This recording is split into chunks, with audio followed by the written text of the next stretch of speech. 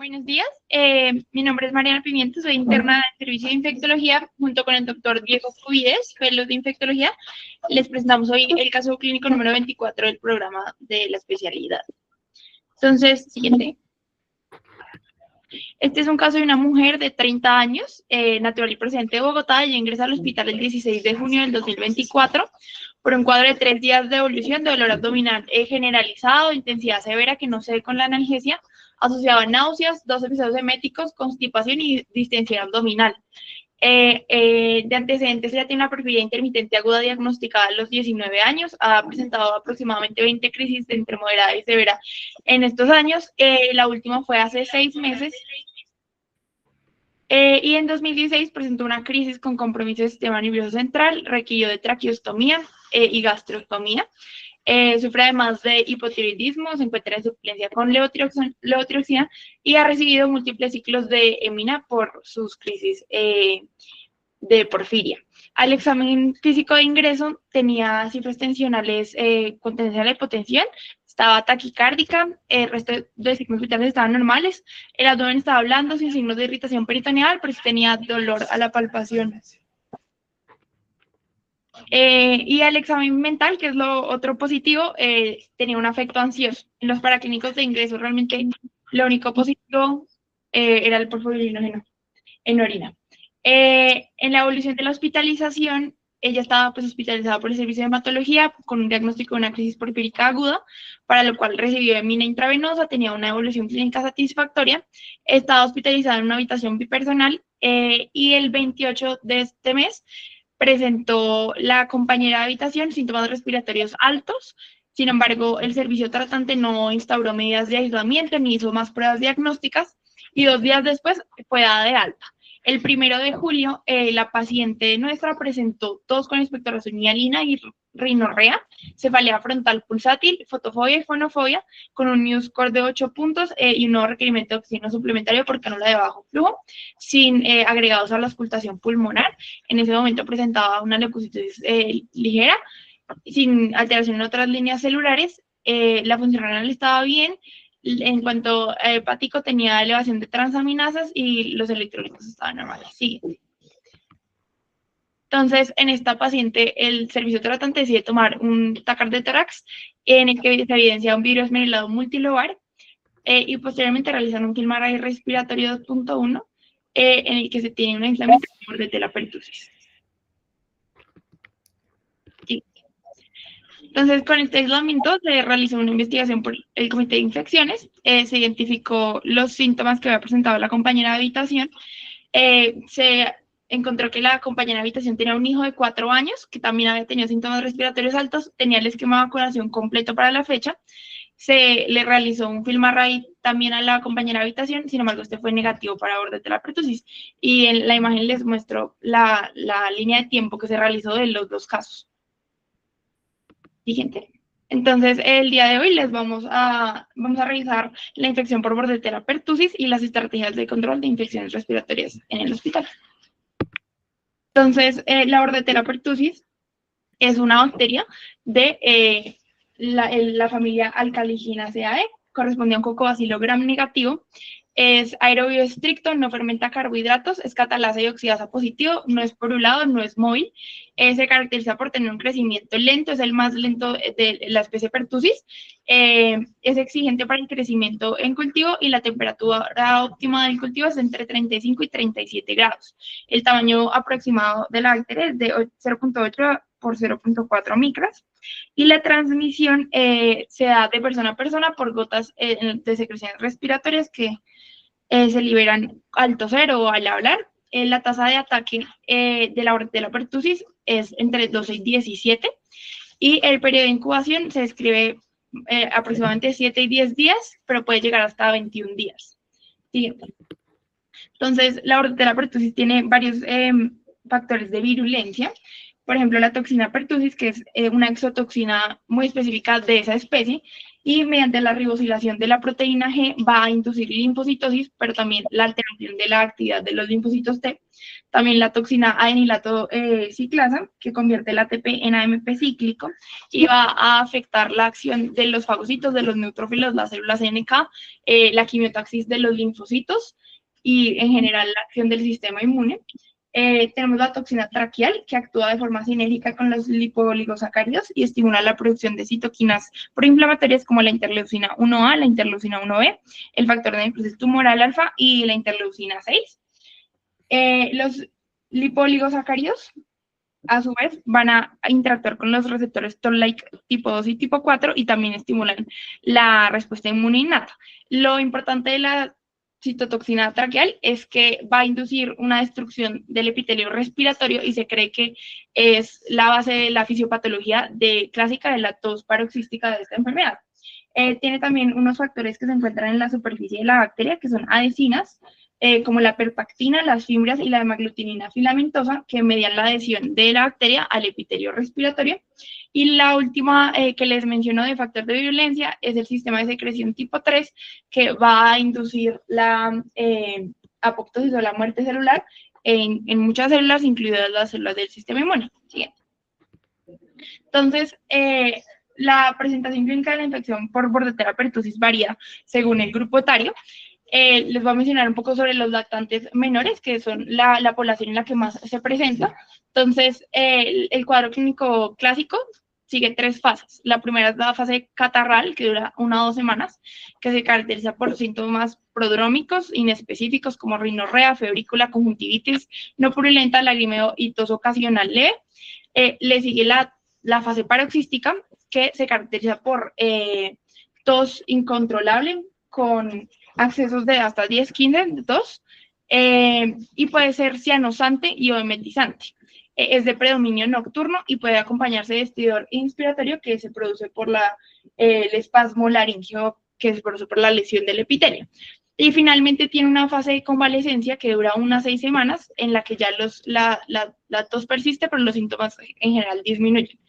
En los niños se pueden presentar varias complicaciones, sobre todo apneas. Les muestro una tabla en el porcentaje en el que se presentan, de 50 a 67%, neumonía con coinfección viral, sobre todo con virus respiratorio sincitial hasta un 30%, rinovirus para influenza o bacterianas, pueden presentar incluso falla respiratoria, hipertensión pulmonar y aproximadamente 1.4% de los lactantes menores de 2 meses no vacunados pueden presentar encefalopatía que se puede manifestar con convulsiones. Pueden presentar también sepsis y dado que uno de los desencadenantes de los paroxismos de la tos es la alimentación, los lactantes suelen tener dificultad para alimentarse y desarrollan fallo del medro. La mortalidad aproximada es de 0.01 por cada 100.000 habitantes y una letalidad de 7.9. Siguiente. Entonces, el cuadro en adultos puede ser asintomático.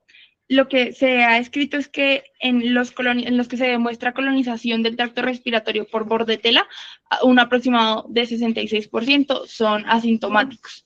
Lo importante de esto es que estos adultos que sean portadores son una fuente de contagio para lactantes que no tengan el esquema de vacunación completo. Y en el cuadro sintomático clásico sigue pues la misma presentación que ya describí, la fase catarral con síntomas inespecíficos, la fase paroxística que también tiene una tos más de 3 semanas, es lo que se describe en la tabla que les muestro. De entre el 79 y el 97% tenían una tos que duraba más de 21 días y la duración media era entre 36 y 54 días. Con jadeo inspiratorio entre un 8 y 82% de los casos y una tos emetizante en la mitad de los casos. Suele ser de predominio nocturno y también puede presentarse otros síntomas como epistaxis y dolor torácico por el esfuerzo de la tos. Y por último, pues tiene una fase de convalecencia prolongada. Lo otro que se tiene que considerar, puede no tener una tos paroxística, pero sí presentarse como una tos crónica, y lo que describen es que entre un 7 y 30% de los pacientes con tos crónica puede ser por infección por Bordetella pertussis. Siguiente. Entonces, respecto a los desenlaces y complicaciones en adultos, aproximadamente un 12% van a requerir manejo intrahospitalario. Lo que describen es que en adultos mayores aumenta el riesgo de hospitalización, la duración de hospitalización y la tasa de fatalidad. Entonces, también presentan complicaciones como apnea entre un 27 a 86%, incontinencia urinaria entre un 3 a 28%, insomnio en un 77%, pérdida de peso, fracturas costales, síncope, pueden tener neumonías, otitis media, sinusitis, hemorragia subconjuntival, y la tasa de letalidad que describen es de 11% en menores de 65 años y 17% en mayores de 65 años. Siguiente.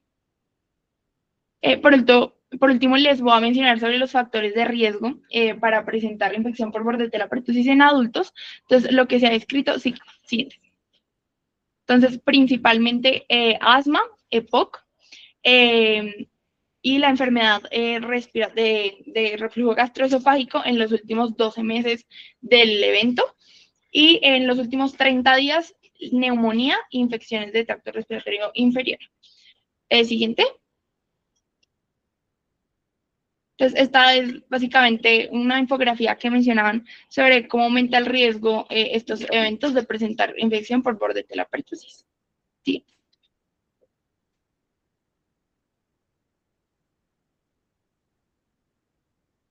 Bueno, entonces vamos a hablar un poco con respecto al diagnóstico, sobre todo de los estudios microbiológicos.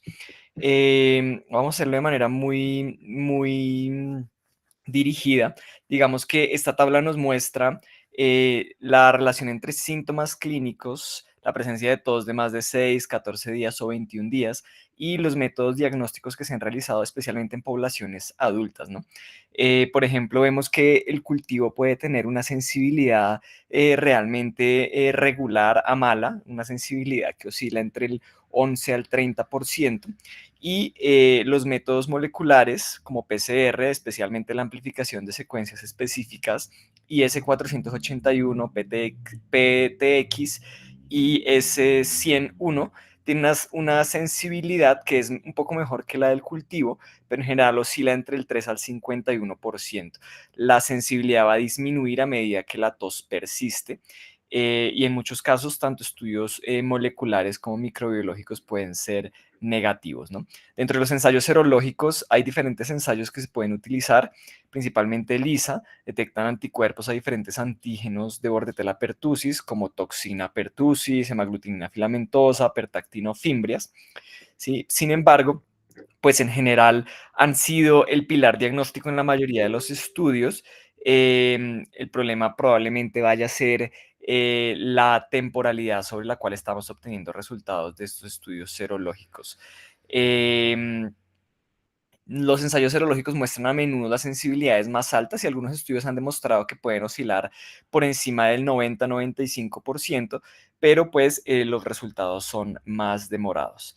En general, pues la mayoría de los autores cuando evalúan la infección por bordetella pertussis en el adulto recomiendan el uso combinado de PCR y serología para diagnosticar esta infección, especialmente durante las primeras 2 a 3 semanas de la tos. Y en casos de tos prolongadas, un solo análisis serológico, preferiblemente midiendo anticuerpos IgG e IgA, anti-PT, pues podría ser suficiente.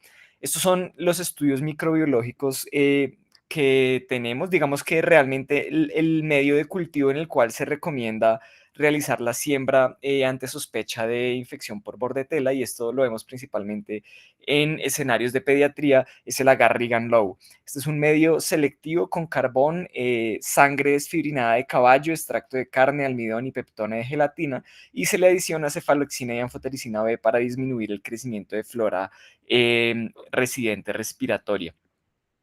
El crecimiento de la bordetella pertussis y la bordetella parapertussis va a ver como colonias pequeñas, suaves, transparentes y brillantes. Esto en el escenario del diagnóstico. Quiero hablarles un poco en relación a la vacunación, especialmente porque han habido periodos históricos distintos para la vacunación contra bordetella pertussis. y se ha presentado una transición de vacunas de células enteras, que es la que se conoce como DTWP, a vacunas acelulares, que es la que estamos usando actualmente. Digamos que la vacuna de las células enteras llegó en la década de 1940, logró un logro histórico para la salud pública, reducía drásticamente la incidencia de una enfermedad principalmente infantil, común y mortal. Sin embargo, estaba compuesto pues, de organismos enteros muertos de bordetela y se asociaba a una reactogenicidad significativa. Esto se asociaba a mayores efectos adversos, fiebre, dolor, eritema, y en algunos casos eventos pues menos frecuentes pero más graves como convulsiones febriles. Las preocupaciones sobre la seguridad de esta vacuna y asimismo el activismo antivacunas pues generaron mucha presión sobre las autoridades sanitarias y los fabricantes para desarrollar una alternativa menos reactogénica. Y esto culminó en el desarrollo y la adopción de vacunas acelulares contra la tosferina, y estas vacunas pues contienen un número limitado de componentes bacterianos purificados, un máximo de 5 proteínas, como la toxina de pertussis, la hemoglutinina filamentosa, la pertactina y las fimbrias tipo 2 y 3, a diferencia de los más de 20 antígenos que estaban en las otras vacunas de células enteras. Esto pues disminuyó un poco la reactogenicidad de la vacuna y permitió pues una cobertura de vacunación mucho mayor, pues garantizando una mayor seguridad tras la administración. Sin embargo, ¿cómo se comportó la inmunidad en comparación con estas vacunas de células enteras versus vacunas acelulares? Digamos que los estudios epidemiológicos han mostrado algunos resultados que son divergentes, pero lo que se ha demostrado es que la infección natural o la vacunación con vacuna de células enteras van a inducir una respuesta potente y más duradera porque van a estimular linfocitos T de memoria, respuesta TH1 y TH17, mientras que la inmunización con vacunas acelulares van a inducir una principal respuesta inmunitaria sesgada a una respuesta TH1 y TH2. Esto pues tiene implicaciones profundas y duraderas, especialmente los niños que han sido vacunados con vacunas acelulares pueden exhibir una mayor susceptibilidad a la tosferina a lo largo de sus vidas en comparación con aquellos que fueron inmunizados con vacunas de células enteras. Eh, y actualmente pues no existe un método simple para revertir esta mayor susceptibilidad. Digamos que los brotes a gran escala que se presentaron en 2010-2012, que se caracterizaron por altas tasas de ataque entre niños de edad escolar, se caracterizaron porque la mayoría de estos niños habían estado vacunados con la vacuna acelular, y pues ha sido como uno de las evidencias más poderosas de este fenómeno, ¿no? Eh, entonces, ¿qué es lo que ocurre? Surge un reto de disminución de inmunidad y de transmisión asintomática y se presenta con el resurgimiento de la tosferina como consecuencia de esta inmunidad incompleta que otorga la vacuna acelular, y la inmunidad pues, que va a otorgar esta vacuna pues, no es igual de duradera que la que otorga la vacuna de células enteras. En diferentes series infantiles, los pacientes se evidencia que la protección disminuye significativamente, por ejemplo, del 98% al primer año, tras las dosis iniciales que se administran en la infancia, a el 71% aproximadamente 5 años después. Y son datos que se han documentado de manera similar en adolescentes que se vacunan con una dosis de DTaP. Se estima que la protección del primer año va a ser del 73%, pero se va a reducir al 34% a los 4 o a los 5 años. Es decir, se empieza a perder la inmunidad después de esta vacunación. Entonces, esta incapacidad de vacunas celulares para prevenir de forma consistente no solo la infección sintomática, sino la colonización nasopárica, pues han dado lugar al desafío crítico de la transmisión asintomática o mínimamente sintomática y un mayor riesgo epidemiológico con esta vacunación con vacunas acelulares.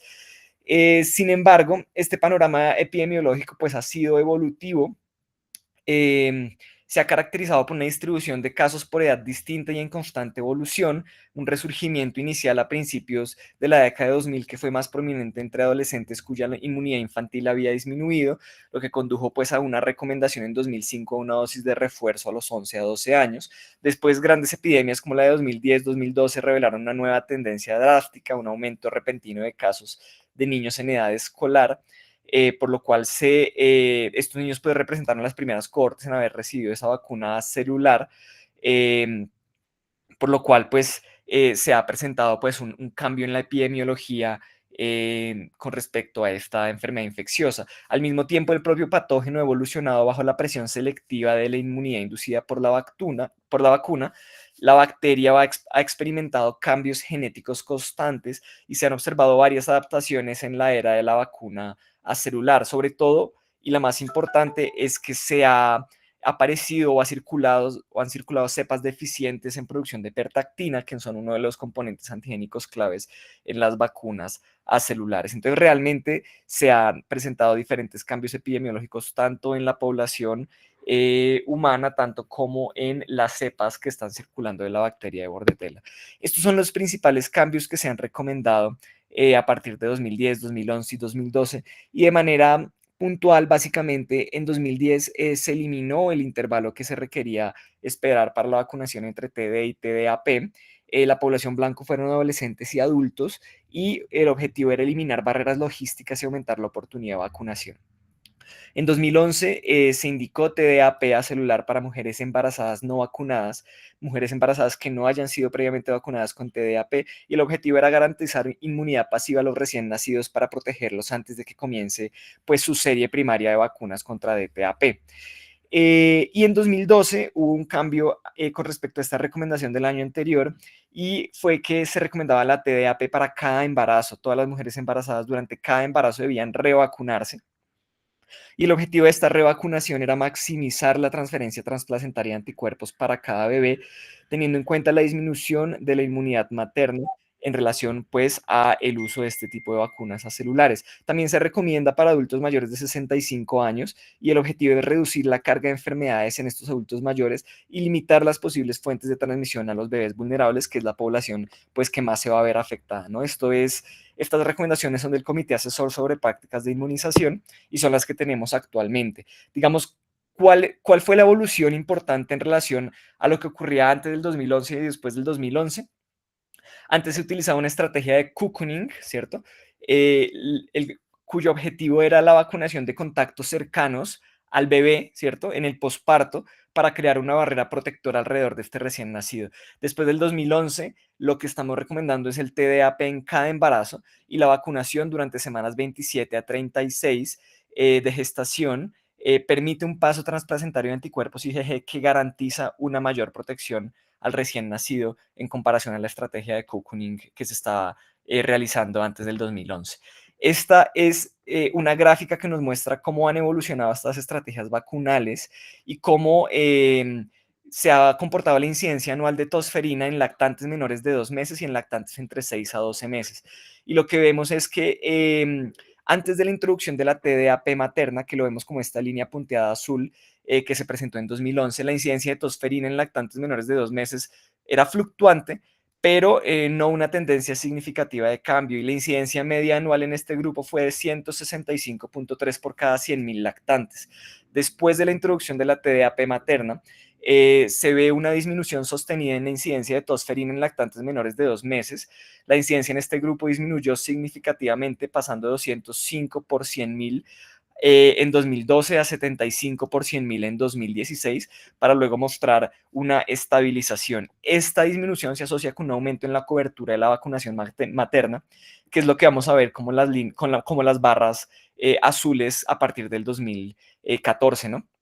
Se mantuvo relativamente estable y muestra claramente que pues la brecha entre la incidencia de la tosferina entre lactantes menores de 2 meses y lactantes de 6 a 12 meses pues se redujo significativamente en el periodo posterior a la vacunación materna, siendo más importante en los lactantes menores de 2 meses, que es la población pues clave y la población más importante, que es la que se va a ver más afectada en cuanto a términos de mortalidad.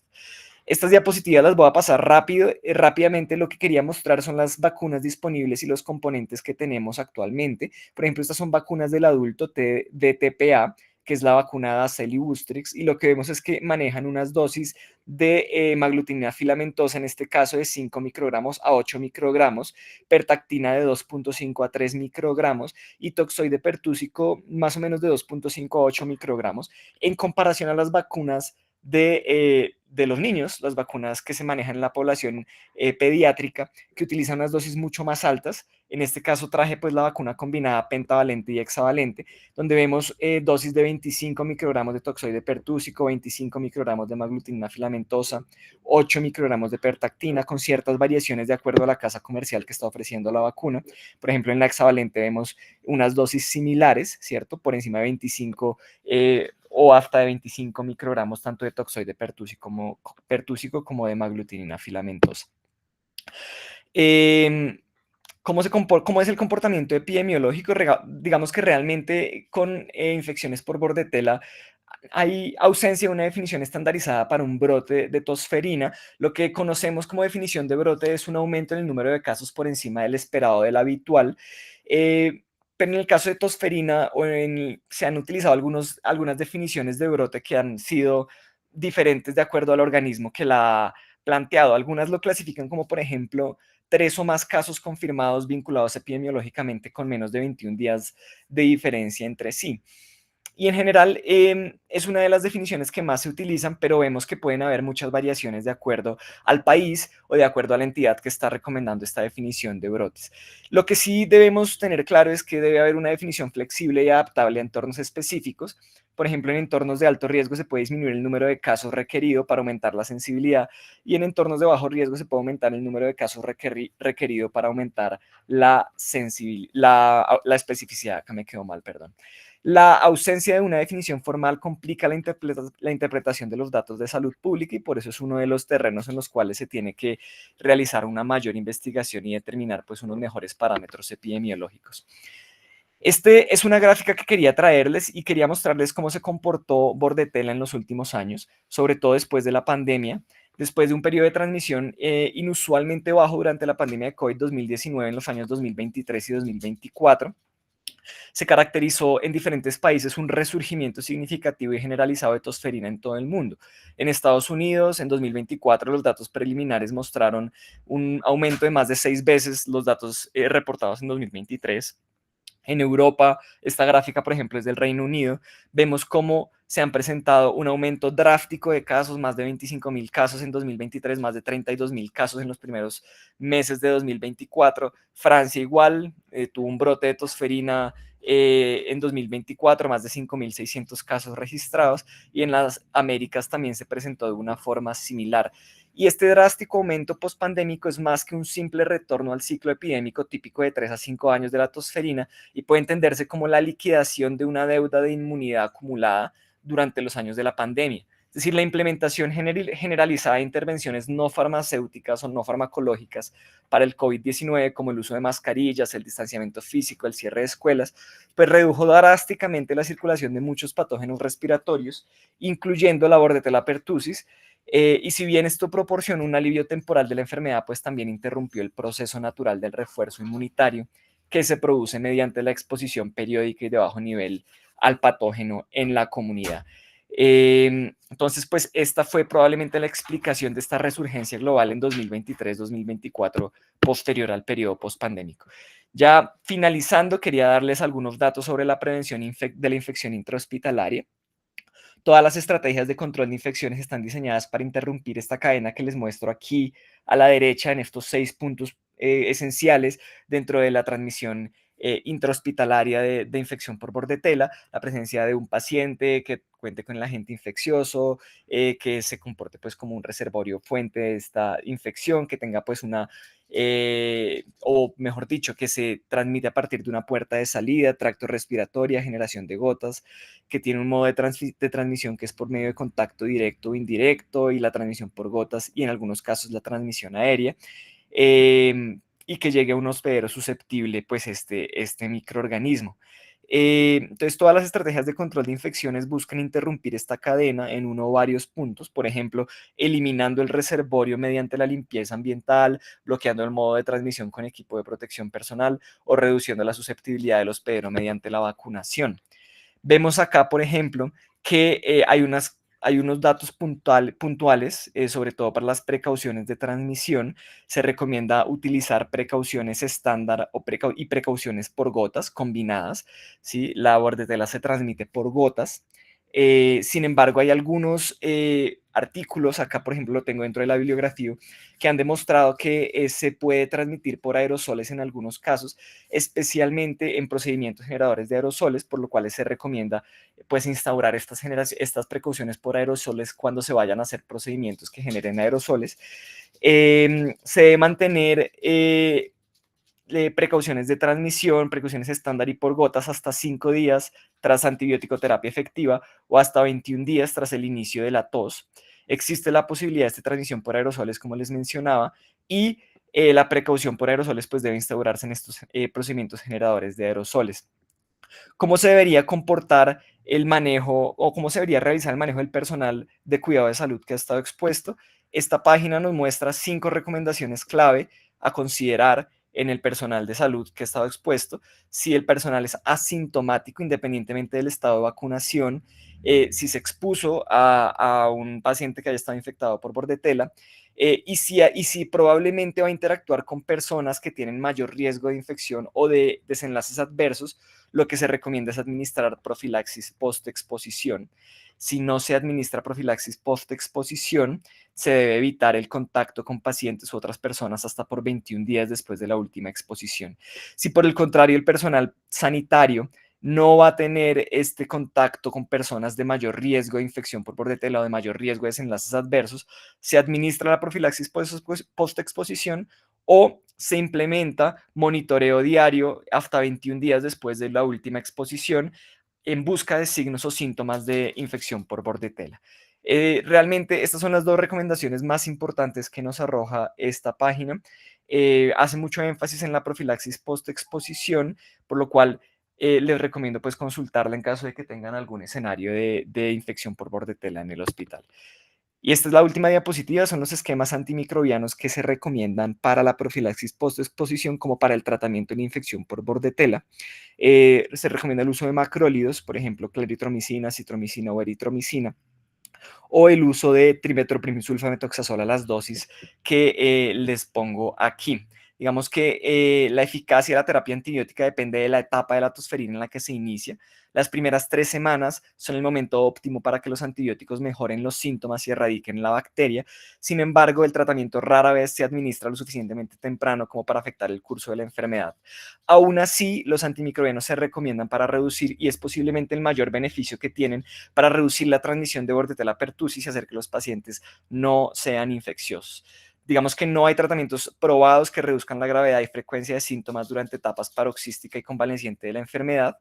La resistencia antimicrobiana es esporádica y rara, se estima que es menor del 1% para macrólidos, ¿sí?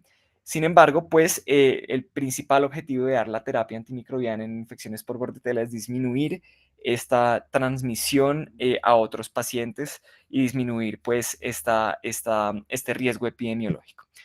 Finalmente, como conclusiones, les tengo estas 3 conclusiones. El control de la tosferina en el siglo XXI constituye un desafío a la salud pública definido por interacción entre la inmunología de las vacunas. Nos hemos orientado a una vacuna que es un poco menos duradera la inmunidad que otorga, pero que es un poco más segura en cuanto a su administración, la evolución de los patógenos y el comportamiento humano. Se deben fortalecer programas de vacunación materna y de adulta. Los esfuerzos se deben orientar a una mayor cobertura vacunal, educar profesionales, informar pacientes y eliminar barreras de acceso. Y en el paciente adulto que está hospitalizado se debe tener un alto índice de sospecha clínica, instaurar medidas de control de infecciones ante estas sospechas de infecciones respiratorias, etiqueta de tos, medidas básicas para todos los pacientes y por último las precauciones por gotas en caso de que se trate de este microorganismo. E indicar tratamiento ya sea terapéutico o profiláctico de acuerdo al caso individual de cada paciente. Eso es todo, muchas gracias por su atención. Finalizaríamos aquí. Diego, muchas gracias por la presentación.